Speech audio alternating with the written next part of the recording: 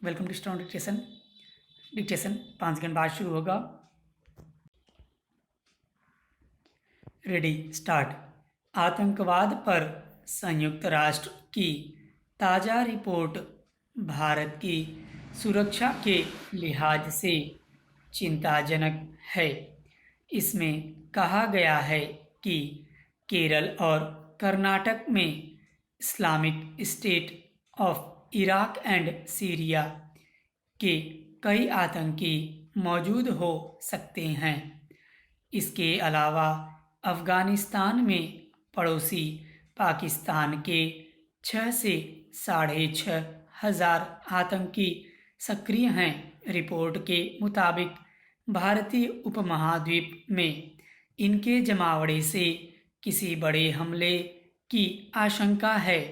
भारत में पहले पाक समर्थित आतंकी संगठन सक्रिय रहे हैं, लेकिन पिछले कुछ साल से आईएसआईएस भी सर उठा रहा है।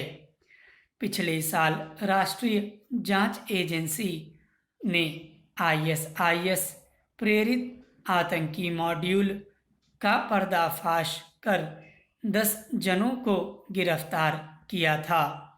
ये सभी सोशल मीडिया पर सक्रिय थे। इससे पहले 2015 में अमेरिकी न्यूज साइट यूएस टुडे ने एक रिपोर्ट में बताया था कि अमेरिका को आर पार के संघर्ष के लिए उकसाने के मकसद से आईएस भारत पर बड़े हमले कर सकता है। यह आशंका निर्मूल साबित हुई, लेकिन अब संयुक्त राष्ट्र की रिपोर्ट में केरल और कर्नाटक में आईएस की मौजूदगी के बारे में जो कुछ कहा गया है उसे हल्के में नहीं लिया जा सकता। यह संगठन दो तरह से भारत के लिए परेशानियां खड़ी कर सकता है। देश में अपने आतंकियों की संख्या बढ़ाकर और साइबर जगत में अपनी आभासी मौजूदगी के जरिए इसकी ज़्यादातर गतिविधियों का संचालन साइबर जगत के जरिए होता है। इसलिए वह उच्च शिक्षित युवाओं वाले केरल और कर्नाटक में अपने अड्डे जमाने की कोशिश कर रहा है। उधर अफ़गानिस्तान में आईएसआईएस का सहयोगी संगठन विलायह खोरसन न सिर्फ उस देश में भारत के हितों के लिए खतरा बना हुआ है, बल्कि वह कश्मीर में गड़बड़ी की धमकी भी देता रहता है। पैराचेंज। अफ़गानिस्तान में तालिबान के नेता मुल्ला उमर की मौत के बाद अफ़गान और पाकिस्तानी तालिबान का एक बड़ा हिस्सा आईएस से जुड़ गया। ढाका की एक बेकरी में 2016 में किए गए हमले को लेकर भारत समेत दक्षिण एशियाई देशों का ध्यान आईएस पर गया था।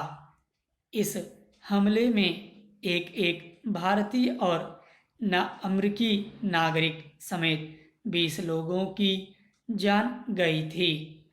जाहिर है, कल तक सीरिया और इराक में सक्रिय यह धर्मांध संगठन पूरी दुनिया के लिए बड़े खतरे के तौर पर उभरा है।